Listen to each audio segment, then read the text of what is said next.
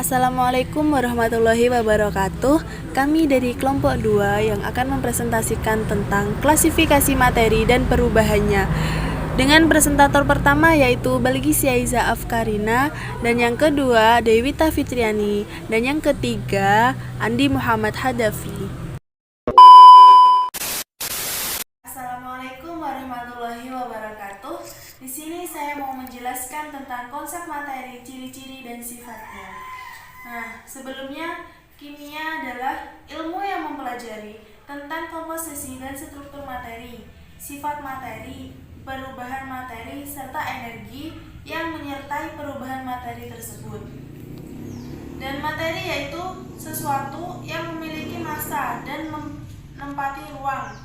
Sedangkan zat yaitu materi yang seluruh bagiannya mempunyai sifat dan susunan yang sama, yang terdiri atas atom atau unsur, ion-ion, molekul, senyawa, dan campuran, baik yang berwujud gas, cair, padat, atau campuran di antara ketiga wujud tersebut. Selanjutnya, klasifikasi materi dan perubahan materi. Nah, dalam susunan materi terdapat unsur, senyawa, dan rumus kimia. Unsur sendiri yaitu satu jenis atom yang memiliki sifat spesifik yang terdapat aluminium, belerang, besi, brom, emas, dan lain-lain. Unsur-unsur yang sudah dikenal ini ada yang berupa logam atau non-logam dan semi-logam. Logam sendiri yaitu unsur yang memiliki sifat mengkilap dan umumnya merupakan penghantar listrik dan penghantar panas yang baik. Unsur logam yaitu aluminium yang biasanya dilambangkan dengan Al. Itu bentuknya padat, putih, keperakan. Yang kedua, besi yang dilambangkan dengan Fe, bentuknya padat, putih, keperakan, dan lain sebagainya. Unsur non-logam yaitu unsur yang tidak memiliki sifat seperti logam. Unsur-unsur non-logam berwujud gas dan padat pada suhu dan tekanan normal. Unsur non-logam yang berwujud padat yaitu belerang, karbon, fosfor, dan iodin. Unsur semilogam yaitu unsur yang memiliki sifat logam dan non-logam. Unsur semilogam ini biasanya bersifat semikondur. Bahannya yang bersifat semikondur ini tidak dapat menghantarkan listrik dengan baik.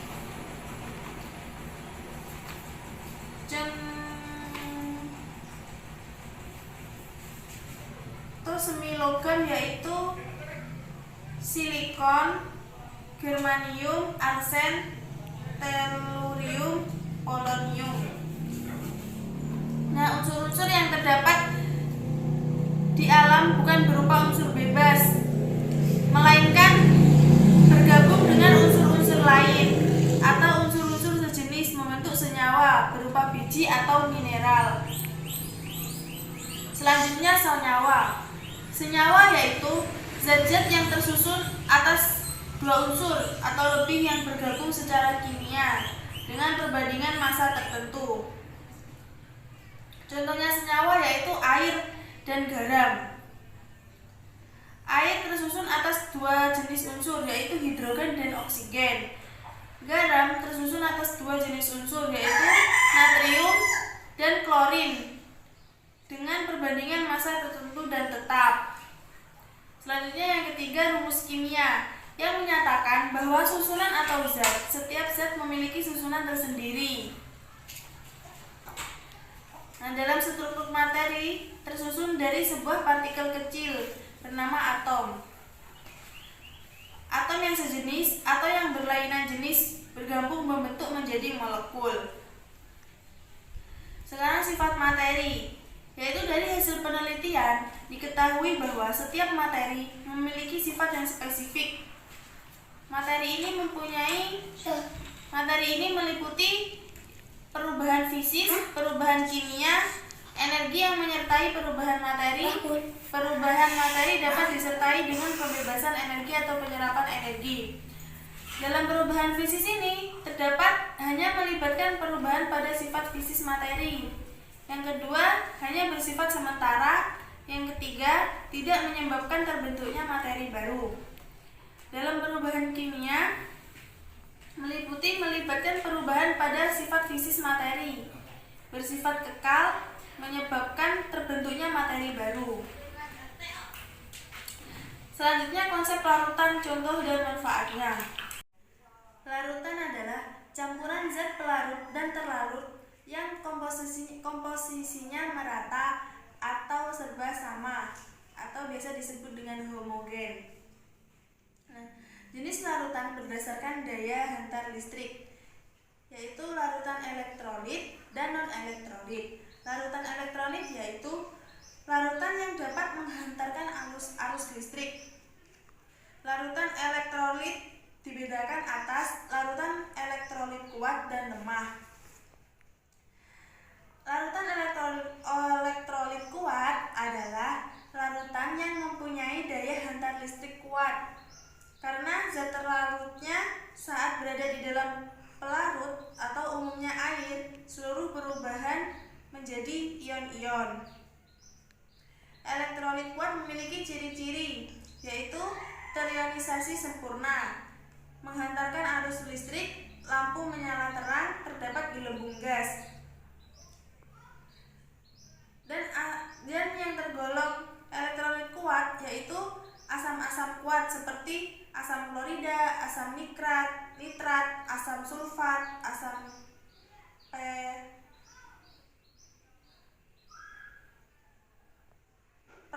perklorat, asam asetat, dan asam hipoklorit. Yang kedua, basa-basa kuat. Dalam basa-basa kuat terdapat litium hidroksida, natrium hidroksida, kalium hidroksida, dan kalsium hidroksida. Selanjutnya garam-garam yang mudah larut seperti NaCl. Larutan elektrolit lemah yaitu larutan yang daya hantar listriknya lemah dan derajat disosiasi 0 kurang dari alfa kurang dari 1. Elektrolit lemah ini memiliki ciri-ciri yaitu terionisasi sebagian, menghantarkan arus listrik, lampu menyala redup, terdapat gelembung gas. Yang tergolong dalam elektrolit lemah yaitu asam-asam lemah seperti asam format, asam asetat, atau asam cuka. Basa-basa lemah seperti amonium hidroksida, aluminium hidroksida yang biasa disebut AlOH3. Selanjutnya garam-garam yang sukar larut seperti AgCl. Yang kedua, larutan non-elektrolit. Larutan non-elektrolit ini larutan yang tidak dapat menghantarkan arus listrik karena zat larutnya itu di dalam pelarut tidak dapat menghasilkan ion-ion. Larutan non-elektrolit memiliki ciri-ciri seperti tidak terionisasi, tidak menghantarkan listrik, lampu tidak menyala, tidak terdapat gelembung gas. Nah, sekian dari saya. Terima kasih. Wassalamualaikum warahmatullahi wabarakatuh. Assalamualaikum warahmatullahi wabarakatuh. Di sini saya Dewita Fitriyatul Jannah. Saya akan menjelaskan tentang konsep unsur dan manfaatnya. Unsur adalah zat tunggal yang secara kimia tidak dapat diuraikan menjadi zat-zat lain yang lebih sederhana. Nah, di sini ada beberapa bagian. Yang pertama, unsur lodin, emas, tembaga, besi, nikel, aluminium, seng, magnesium, silikon, dan balerang. Nah, dari beberapa itu ada kegunaannya. Yang pertama, lodin. Kegunaannya adalah nutrisi bagi tubuh, obat luka, fotografi. Dan yang kedua adalah emas. Emas itu kegunaannya adalah perhiasan. Yang ketiga, tembaga. Tembaga kegunaannya adalah kabel dan pipa air. Yang keempat, besi.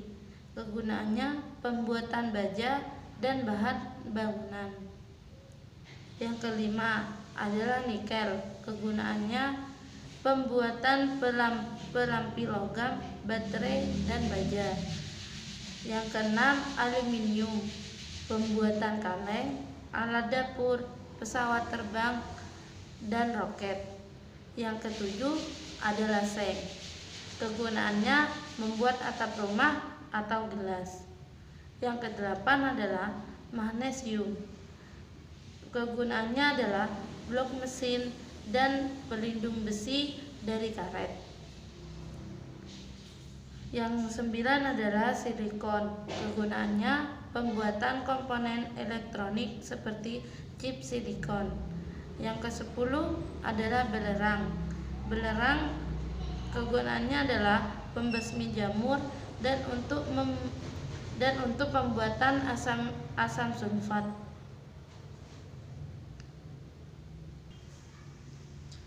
Yang selanjutnya adalah konsep senyawa, contoh, dan manfaatnya. Senyawa kimia adalah zat kimia murni yang terdiri dari dua atau beberapa unsur yang dapat dipecah-pecah lagi menjadi unsur-unsur pembentukannya. Dengan reaksi kimia tersebut, yang membedakan senyawa adalah rumus kimia, yaitu yang pertama, natrium klorida. Rumus kimianya NaD. Yang kedua adalah asam klorida. Rumus kimianya HD. Yang ketiga, garam dapur. Rumus kimianya NaCl. Dan nomor 4, gula pasir. Rumus kimianya C12H22O11. Yang nomor 5, urea. Rumus kimianya CO dalam kurung NH2 tutup kurung 2. Manfaat senyawa: yang pertama, sebagai bahan pembersih. Yang kedua, sebagai bahan pemutih. Yang ketiga, sebagai bahan untuk membunuh serangga. Assalamualaikum warahmatullahi wabarakatuh. Nama saya Andi Muhammad Galafi. Di sini saya akan memaparkan identifikasi sifat dan bahan kegunaannya dalam kehidupan sehari-hari. Yang pertama yaitu benang. Benang adalah gabungan dari sebagai serat. Sifat benangnya diantaranya adalah lentur dan tidak mudah putus. Serat yang berasal dari hewan adalah wol dan sutra. Wol dibuat dari bulu domba, sedangkan sutra dibuat dari ulat ngegat. Serat yang berasal dari tumbuhan adalah kapas, kapuk, batang pisang, dan kulit kayu. Kemudian serat hasil olahan minyak bumi adalah nilon dan optik. Kemudian yang B yaitu kain. Kain terbuat dari benang. Cara pembuatan kain ada dua cara, yakni dirajut dan ditenun. Kemudian yang ketiga yaitu kertas. Kertas terbuat dari kayu dan menjadi lembaran-lembaran. Sifat kayu adalah halus dan mudah terbakar. Selanjutnya yaitu karet. Karet terbuat dari bahan alam atau bahan sintetis. Jenis karet itu ada dua macam, yaitu karet alami dan karet sintetis. Kemudian kayu. Kayu adalah sumber daya alam tertua. Kayu adalah bahan yang dapat diolah dan diukir menjadi suatu benda yang indah. Kemudian yang terakhir yaitu logam. Logam adalah sebuah unsur kimia yang siap membentuk ion. Logam mempunyai beberapa macam, yaitu emas, besi, aluminium, timah, tembaga, dan perak. Cukup akan memaparkan surat-surat Al-Quran. Yang pertama yaitu surat Yunus ayat 61 yang berbunyi, A'udzubillahi minasyaitonirrajim. Bismillahirrahmanirrahim.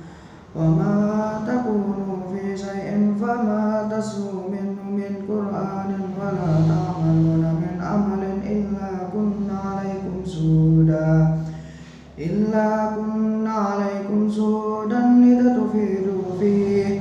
ma ya'jubu an rabbika min misqali dzarratin fil ardi wala fis samaa'i wala asghara min dzalika wala akbara illa fi kitabim mubin. Yang artinya kamu tidak berada dalam suatu keadaan dan tidak membaca suatu ayat dari Al-Quran, dan kamu tidak mengerjakan suatu pekerjaan melainkan kami menjadi saksi atasmu di waktu kamu melakukannya. Tidak luput dari pengetahuan Tuhanmu biarpun sebesar jahroh di bumi ataupun di langit. Tidak ada yang lebih kecil dan tidak pula yang lebih besar dari itu, melainkan semua tercatat dalam kitab yang nyata, Lauhul Mahfuz. Quran Surat Yunus ayat 61. Ayat Yunus 61 ini menjelaskan setiap perkara yang kau urus, wahai Rasul, dan setiap ayat Al-Quran yang kau baca, dan setiap amal perbuatan yang kami kerjakan, wahai orang-orang mukmin, pasti kami melihatnya. Kemudian surat yang kedua yaitu surat Al-Hadid ayat 25 yang berbunyi Bismillahirrahmanirrahim. Laqad arsalna rusulana bil bayyinati wa anzalna ma'ahumul kitab wal mizana liyaquman nasu bil qist wa anzalna hadida fi ba'sun shadidun wa manafi'u lin-nas wa manafi'u lin-nas wa liya'lamu Allahu man yansuruhu wa rasulahu bil ghaib innahu qawiyyun aziz. Yang artinya sesungguhnya kami telah mengutus rasul-rasul kami dengan membawa bukti-bukti yang nyata, dan telah kami turunkan bersama mereka Alkitab keadilan supaya manusia dapat melaksanakan keadilan. Dan kami ciptakan besi yang padanya terdapat kekuatan yang hebat dan berbagai manfaat bagi manusia, supaya mereka mempergunakan besi itu, dan supaya Allah mengetahui siapa yang menolong agamanya dan Rasulnya, padahal Allah tidak dilihatnya. Sesungguhnya Allah Maha Kuat lagi Maha Perkasa. Quran Surat Al-Hadid ayat 25. Kemudian surat yang ketiga yaitu surat Al-Hajj ayat 21 yang berbunyi Bismillahirrahmanirrahim. Walahum maqami'u min hadid. Yang artinya dan untuk mereka cambuk-cambuk dari besi. Quran Surat Al-Hajj ayat 21. Dalam neraka itu ada palu-palu besi untuk mereka yang digunakan para malaikat untuk memukul kepala mereka. Kemudian surat yang keempat yaitu surat Al-Isra ayat 51 yang berbunyi Bismillahirrahmanirrahim. Au khalqam mimma yakburu fi sudurikum fasayaquluna man yu'iduna qulil ladzi fatarakum awwala marrat fasayunqiduna ilaika ru'usan wa yaquluna mata wa qul asa ayyakuna qariba. Yang artinya atau suatu makhluk dari makhluk yang tidak mungkin hidup menurut pikiranmu, maka mereka akan bertanya, siapa yang akan menghidupkan kami kembali? Katakanlah, yang telah menciptakan kamu pada kali yang pertama. Lalu mereka akan menggeleng-gelengkan kepala mereka kepadamu dan berkata, kapan itu akan terjadi? Katakanlah, mudah-mudahan waktu berbangkit itu dekat. Quran Surat Al-Isra ayat 51. Kemudian surat yang terakhir yaitu surat As-Saba ayat 35 yang berbunyi A'udzu billahi minasyaitonir rajim. Bismillahirrahmanirrahim. Walaqad atayna Dawuda minna fadla yajibalu awabi ma'u wat-tayr walanna lahul hadid. Terjemahan, dan sesungguhnya telah kami berikan kepada Daud kurnia dari kami. Kami berfirman, hai gunung-gunung dan burung-burung, bertasbihlah berulang bersama Daud, dan kami telah melunakkan besi untuknya. Quran Surat As-Saba ayat 35.